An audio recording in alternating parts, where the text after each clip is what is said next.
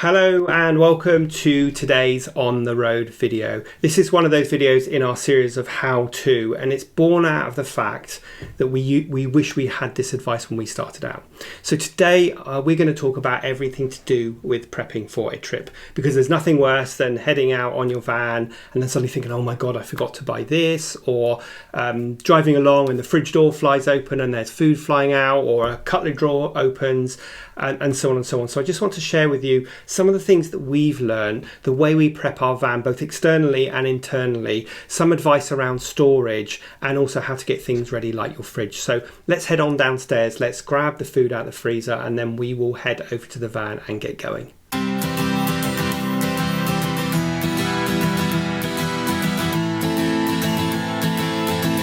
Hi, we're James and Rob, and this is our dog Oscar. It's a really steep learning curve when you start your motorhome, campervan or caravan journey, and there is lots that we wish we had known. So we decided to document what we have learned and share with you our adventures as we head out on the road again. So as you hopefully know, when you are travelling, your fridge will be running off the 12-volt battery. Now that means that the fridge doesn't get colder, it just keeps the temperature of whatever food is in there at that same consistent temperature. So what we do is we pack up our freezer bag with our food. We have about 4 or 5 of these freezer blocks which we'll put in here with the food, and then when we get to the van we'll unload everything. We'll put the freezer blocks in, which I'll show you when we get to the van, and then that helps cool the temperature down while we're traveling and obviously keeps the food fresh. And then once we get to our destination, we'll plug into the electric, and then that will get the freezer down to temperature. So that's what we need to do, because we have our van stored at a storage facility, so we don't have the ability to plug it in beforehand. But of course, if you keep your van at home or somewhere where you have got electricity, you want to plug your van in maybe 24 hours before to get your fridge down to temperature. And then once you're traveling, the 12-volt battery will keep the food at that temperature until you get to your destination. So we'll head over to the van now, and then I'll show you how we unload everything, and we'll talk about all the other things that we need to do in preparation for our journey. Okay, so we have just got to the van. It's been left here for a few weeks now. So the first thing we always do when we arrive at the van is obviously turn the alarm off on the driver's engine side, and then open all the vents, because it's going to be a bit stuffy in there. So while we are unloading and getting the van ready to go on our trip, we just get some air in. So let's head on to the van and do that. Okay, so as I said, it's quite stuffy in here. So one tip which we'll cover more in another video is, when you're leaving the van, is we always leave all of the cupboards and doors open, so that if there's any potential damp in there, it's not going to accumulate. So and we also try to leave either the fly screen or the actual blind closed to protect the furniture in the van. So let's just shut these doors. Let's just open these, undo the vents, and then yes, get some air in. And the same with this one. Open the vent for a bit. Obviously you need to make sure that when you set off that you close your vents, because you don't want to be driving and having a vent flying off on the motorway. Okay, so we'll get unloaded in the car, and then we'll talk you through a bit more of the things that we do in terms of preparing to head off on a journey. Okay, so one really important tip is when you leave your van is to make sure that you leave your fridge door open so that you don't get any mold or mildew growing. So we always just latch it open here. Our Dometic fridge locks so it can't shut, so we just latch it there. We leave any kind of non-perishable goods in the fridge, and then, as I was saying earlier, we bring our bag with our food in with the freezer blocks. So what we're going to do first of all is we're just going to take our freezer blocks, and I'm going to put, if I've got frozen goods, I'm going to put one of them in here, and then I'm going to put the others at different points on the fridge. and then we load the fridge up with lots of food. We actually don't have very much food for this trip at the moment because we're going to stop and buy it, but obviously we've got important things like wine and gin and coke that we're going to want to be cold, and so these freezer blocks are going to help.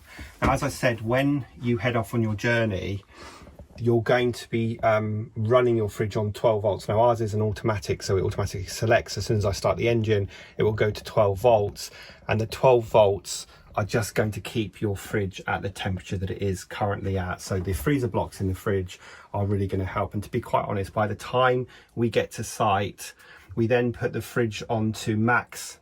Once we're on electric hookup, we leave it on max for a couple of hours, and then we turn it down to mid, which is 3 bars, which seems to be about the right temperature to keep your food in fresh and in a good state.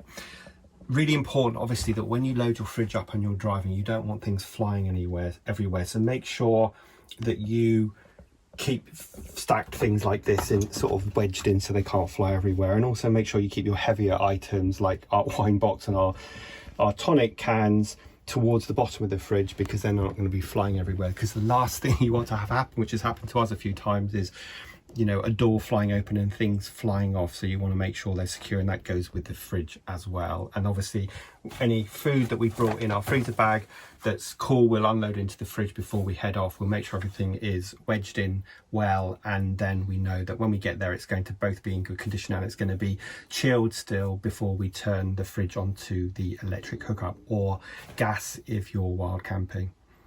So you can see now that we have turned the engine on, and that the Dometic fridge has automatically selected battery on 12 volt, and as I said earlier, that means that it's just going to keep your fridge at a consistent temperature till you arrive on site, and you can connect to your electric hookup, in which case it will switch to here, or if you're running on gas it will switch to here. Now, one thing to be mindful of about gas is that you need to make sure your vehicle is really level, because these fridges are really sensitive, and I've noticed a couple of times where we haven't really bothered to be quite level, not enough so that we notice it, but the fridge doesn't like it. So make sure that you are level. We'll talk more about that later when we do our arriving at site video. Make sure you're level so that your fridge will automatically switch to electric or gas depending on what you're on.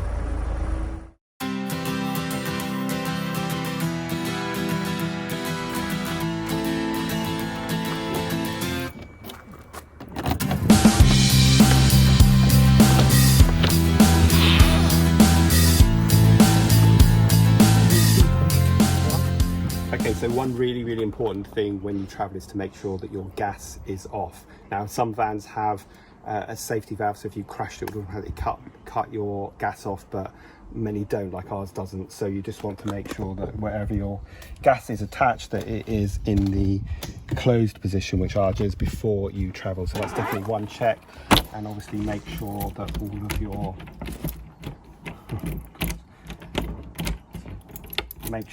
lockers are locked as well. So we will always double check that all the lockers are locked, that our back lockers locked, and also that our bikes, we have 2 electric bikes, and they are securely fastened for whatever journey is coming ahead. This is our access to our small garage, and then this is our that's the battery. Oh, was that? Oops. Sorry, that's the battery. I don't know what I'm doing. And then this is our cassette palace, our food palace. And so one thing we do, and obviously people have got different views on this, but when we are leaving site, we will empty our cassette toilet, and we will put a bit of the blue or the green, which is what we use because it's much better for the environment. So we put some of the green liquid into the cassette, and we put a small amount of water, and that keeps it fresh, and it's obviously ready to go. One thing that we really like, in case of emergencies. Yeah, exactly, we're stuck on the motorway. But one thing we really like is to get as much ready before we go, so that when we arrive on site we've just got to plug in, fill up with water, and so on. Talking of water, we make sure that we are traveling with our water completely empty, so that we're not adding additional weight, and obviously that makes us more fuel efficient. So we tend to empty both our grey and our clean water, and we either leave the valves open like they are at the moment, or with the grey water we'll close it slightly and put a bit of Zaflora down the sink to keep everything fresh and smelling nice. But otherwise we'll just keep the valves open as they are now, and then when we get to site, obviously we're going to shut them up. So that's sort of external preparation to make sure that we are all set to go. And then obviously, as I said earlier, you want to make sure that your TV aerial and your vents are all shut before you head off, because you really don't want anything flying off as you're driving down the motorway. So let's go back in and check on a couple more things before we wrap up today's video. Okay, so one of the things that is the thing that drives so many of us motorhome and campervanners mad is rattling while you're driving, and then kind of getting distracted because you think something is about to come flying off of somewhere. So you want to make sure for a journey that you are as rattle proof as possible. So the first thing is to take your plate out of the microwave, which we've already done, and it is, I just put it in the back of the seat here, and that's stops that flying around. And you can actually use your microwave for storage if you need to, like for soft things. You want to make sure that your oven is not going to rattle around, so we wrap our oven gloves around the grill tray, and we would put a tea towel in here normally as well to stop that rattling. We make sure that all of our kitchen stuff is stored in the sink, so that's not flying everywhere. We can obviously get all of that out when we arrive on site. And then similarly in our cupboards, we want to wedge stuff in as much as possible. So we use these which are really good and really cheap, and again I'll put a link on Amazon to get these. These are just great for padding and putting between plates, and then we use things like our kitchen towel just to wedge everything in, and so that stops things in there rattling around. And then similarly in our cupboard, we're just kind of ramming things in, and as again you can see that we're using these dividers to keep things in place. So I think the key to a lot of successful traveling is make sure that you're packing your cupboards really sensibly. And then when it comes to our drawers, we just bought this stuff. Again, I'll put a link to this in the notes of the video, but this is brilliant and we use this everywhere. It's really cheap. Buy a big roll of it. We line all of our cupboards with this, all of our drawers, and so on and so on, and that means that things are not rattling around. And again, we use cloths and so on just to kind of keep everything in place, and that mitigates our rattling as much as we possibly can.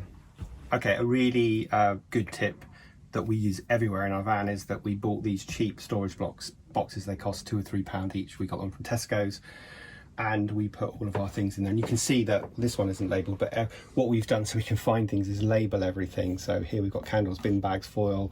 Over here we've got all our electrical stuff, our tools, and stuff for the TV and the Wi-Fi router. So we just have everything labelled and stored, and of course this means things are not flying around everywhere as we travel.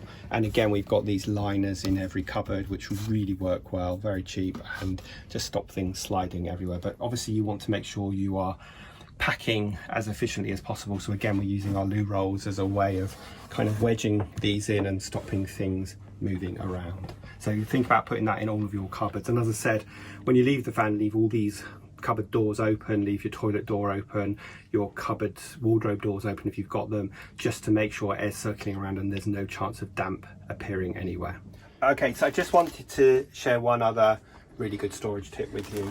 So again, we label everything so we know what's where, but we've got these vacuum packed storage bags which you can get from Amazon. Again, I'll put a link in the video, and they just create so much space saving. In fact, they do have two real key benefits. One is they save you a lot of space, and two is they keep things clean, and obviously you're going to keep bugs away from them. So we just put all our extra bedding, our pillows, and so on, which we store underneath here, so it means we can store more, and we're keeping it all clean and fresh as well, so that when we've got guests and we want to make up this bed, we've got clean bedding that we can use straight away.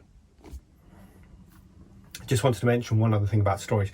We tend to leave some clothes here, both in the wardrobe and up here, and of course when you leave your clothes at the time you think you know what you've got, but if you're not going away for a couple of weeks and you're kind of old like us and you can't remember, then I think a good tip is to take a picture of what you've got, so that when you're packing you don't double up on things. So for example, I've got quite a few little short socks here that I don't really need to bring any more for a holiday, so I just need to remember that I've already got them here, because the last thing you want to do is overpack, and obviously storage is at a premium and weight is at a premium in your van as well. So just take a picture of what's in your van so that you've got a record of what's here, so you don't double up and bring it twice. So while I'm talking about taking pictures and of your clothes and so on, one thing that we found really useful in this Eldest 150, which has these 2 wardrobes, is to buy these shoe bags, hang them up, which takes up kind of like half of the space, and then use it as additional storage, which is really brilliant. Really cheap option to create a lot more storage for you. So you can see I use pants, socks and sun cream and hats and so on, and I've still got space here to hang clothes up as well. And of course the other benefit of that is it stops things flying around when you're traveling. So we just bought 2, one for each wardrobe, and we use them to store all sorts of things. And again, I'll put a link in the notes of the video today if you wanted to check out what exactly we bought. So when we are storing things in the loo, then we need to make sure we're efficient again, and we need to make sure things aren't flying around. So we use the shower basin as our place to store our waste master, which is an invaluable piece of kit, making life much easier. And then we just put anything that's hanging into the basin. But we've also noticed that things scratch the basin, so I make sure I line them with these microfiber cloths to stop the basin getting scratched. And then another thing that we've added in, which is really great, is we put these just kind of net curtain strips right the way across our cupboards, so that we can leave stuff in here and it's not going to fly as we're traveling. So, and it stops the rattles as well. Yeah, so that's a really cost-effective way. I mean, that cost a few quid to buy that, and we just screwed the fixings into the end and then hung the elastic cables across to create some tension. Now, some people say that you should put your plug into the shower and into the basin, into the kitchen sink, to stop smells kind of circulating, which is probably not a bad idea, but we kind of want air moving because we leave the tap open, and we've not suffered from any of that, touch wood. So we tend to not do that, and we tend to leave the taps open so that air is circulating and there's no water sitting in that. It helps dry it out and stop things getting mouldy. Plus there's a flora. Yeah, so that's sort of, I think, about it in terms of preparation. So the key thing is make sure everything's shut, make sure everything's stored well, make sure your heavy items are stored low and your lighter items are stored high. And then, you know, when you start driving and you hear rattles, then you just want to try and identify them and try to alleviate them. You're never going to get rid of all the rattles, and just part of driving a motorhome or a campervan, you're going to hear those rattles. It's definitely different to driving a car, but you want to obviously mitigate them as much as you possibly can. Now, one last thing that we tend to do is we'll typically put the bedding on our bed before we leave, because we don't want to have to do that when we arrive on site. This van's slightly annoying because this has one of those beds where you can pull the end up and create more space, but it doesn't lock in place. So we would like to travel with that up, but as soon as you put your brake on, it doesn't come flying forward. So I wish that had a way of locking that in. And obviously our storage, we don't have a lot of garage space in here, but our storage is under here. So again, you want to make sure that everything is well kind of locked in place, so that's not going to fly around. But again, we don't have a ton of storage. We've just got our kadak, our tables, our chairs, and our saddles for our bikes, and not a lot else really. And just spare stuff like our external shower, and we've got some bubble wrap in case we need it. And obviously what we're trying to do is make sure we're protecting as much as we can all of the gubbings and of the workings here. And we are actually planning to build a kind of wooden gate across there to stop anything flying into it, but so far so good. So we will typically make up the bed so that we don't have to do it when we get there, and then, like I say, shut everything before you set off. We always try to make sure that we fill up with fuel at the end of a previous journey, so that when we start our next journey, the first thing we don't have to do is go to a petrol station. So I try to leave the engine with a full tank of fuel so that we can begin our next journey, you know, starting from scratch. Okay, so that's it for this video. I hope that's been some help for you. You know, one of the reasons why we've started this channel is to share all the things that we wish we'd known when we started out, and we hope that that's going to help people like you. If you found this useful, please give us a thumbs up, please hit that subscribe button and share with your colleagues, because that really helps us reach more people and help more people with what we're trying to do with this channel. Remember that I'm going to put some of the links of some of the products that I've mentioned into the notes together with this video, so if you want to find out where you can buy some of those things, just click on the link. But other than that, we will see you next week for the next episode of On the Road. Also, if you have any other hints and tips, please put them in the notes below. The more we know, the better.